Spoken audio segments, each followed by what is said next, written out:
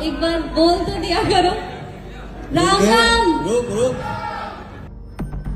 भोजपुरी के सुपरस्टार पवन सिंह को आखिरकार क्यों इतने बड़े गंदे कमेंटों के साथ सम्मानित किया जा रहा है। तो नमस्कार दोस्तों, आप देख रहे हैं जीआरटी न्यूज। क्या आपको पता है कि भोजपुरी के सुपरस्टार पवन सिंह को कुछ आरोप लगाते हुए नजर आए, जो कि इस वीडियो क्लिप में दिखाया गया है। कहा जाता है कि लखनऊ में हुए स्टेट शो के मामलों को जताते हुए पवन सिंह पर कुछ आरोप लगाया किया जा रहा है, जो कि इस वीडियो के क्लिप में दिखाया गया है कि जो लखनऊ वाला इंसिडेंट हुआ, इसमें मैंने कुछ बोला क्यों नहीं, एक्शन क्यों नहीं लिया, थप्पड़ क्यों नहीं मारा।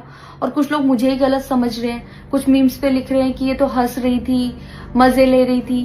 कि पब्लिक में कोई मुझे ऐसे टच करके जाएगा, उसमें मुझे खुशी होगी, मुझे मजे आएंगे। सारी बात ये थी कि जब इनका सॉन्ग के लिए मेरे पास कॉल आया तो मैंने सारी चीजें क्लियर कर ली थी कि इसमें ऐसा वैसा कॉस्ट्यूम तो नहीं है, कोई डबल मीनिंग लाइन तो नहीं है, और इसमें ऐसा वैसा सीन तो नहीं है। और मैं शूट पर गई, शूट पे सब कुछ नॉर्मल था, मुझे कोई प्रॉब्लम नहीं हुई। जब इन्होंने मुझे लखनऊ के इवेंट के लिए बोला तो मैंने हाँ बोल दिया, क्योंकि मुझे शूट पर भी कोई प्रॉब्लम नहीं हुई थी। और जब मैं लखनऊ में गई, मैं स्टेज पर थी, मैं पब्लिक से बात कर रही थी, पवन सिंह जी ने मुझे बोला कि इधर कुछ लगा हुआ है। उससे थोड़ी देर पहले ही मेरी ड्रेस वो न्यू थी, साड़ी में नीचे टैग लगा रह गया था।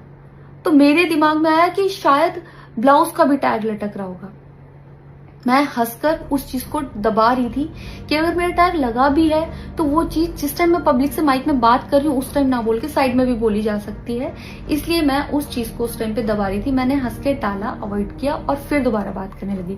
वो बोले, बहुत ज्यादा बुरा लगा, गुस्सा आया और रोना भी आया, लेकिन मुझे ये नहीं समझ आया कि मैं अब क्या करूं यहाँ पर, क्योंकि जहां मैं गई थी लखनऊ में, पवन सिंह जी खुद भी वहीं के रहने वाले हैं, उसी जगह पर इवेंट था। जितना वो क्राउड था वो सारा उनका फैन बेस था।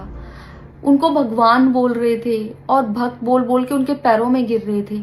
वो उनका फैन बेस था, क्राउड था। तो मुझे समझ नहीं आया कि मैं क्या करूं। अगर मैं कुछ भी बोलती तो क्या वो लोग मुझे सपोर्ट करते। मेरे साथ कुल 3-4 बंदे यहाँ से गए थे, तो वहां जितना क्राउड था, क्या वो लोग मेरा साथ देता। अंगूर ना मिले तो खट्टे, मिल गया मौका तो बहुत अच्छा, मौका नहीं मिला तो नंगा कर दीजिए या फिर ये कर दीजिए। लेकिन हाँ, किसी भी महिला की इज्जत नहीं जानी चाहिए। अगर महिला का समर्थन नहीं है तो आप बिना किसी के चाहे किसी का बॉडी टच नहीं कर सकते हैं। अगर उसको बुरा लगा तो वो उसी वक्त बोल देती, पवन जी उस समय तो ठिठी करके स्टेज पे हंस भी दी वो, और उसके बाद आफ्टर थॉट करके कि हमको छू दिया। उसके पहले भी कई बार तुमको छू के डांस किया, नाचा गाया, सब चीज किया। तो ये देखिए, इस हर चीज पे वक्तव्य देना सही नहीं होता। कब किसको क्या अच्छा लग जाएगा, कब किसको क्या बुरा लग जाएगा, बड़ा दिक्कत। पवन जी को भी सोचना चाहिए कि उस मंच पे, जहाँ पे जो भी स्टेज पे जो भी उनका इवेंट था, वहां पे अगर वो बोलते हैं कि हम कलाकार हैं, तो वो कलाकार के साथ साथ वो लड़की एक किसी की बहन भी है, किसी की बेटी भी है। और आप वो जो इवेंट होता है उसे सिर्फ आपके इंडस्ट्री के लोग नहीं देखते हैं, उस लड़की के बाप पिताजी भी देख रहे होंगे, उस लड़की की माताजी भी देख रहे होंगे, उस लड़की का भाई भी देख रहा होगा। तो वो ये चीजें नहीं समझते हैं कि आप कलाकार हैं। आप उनके लिए ये शर्मिंदगी की बात होगी। आप जिस तरीके से, सबसे बड़ी चीज है कि लड़की खुद बहुत ज्यादा अनकंफर्टेबल थी, मैंने भी वीडियो देखा।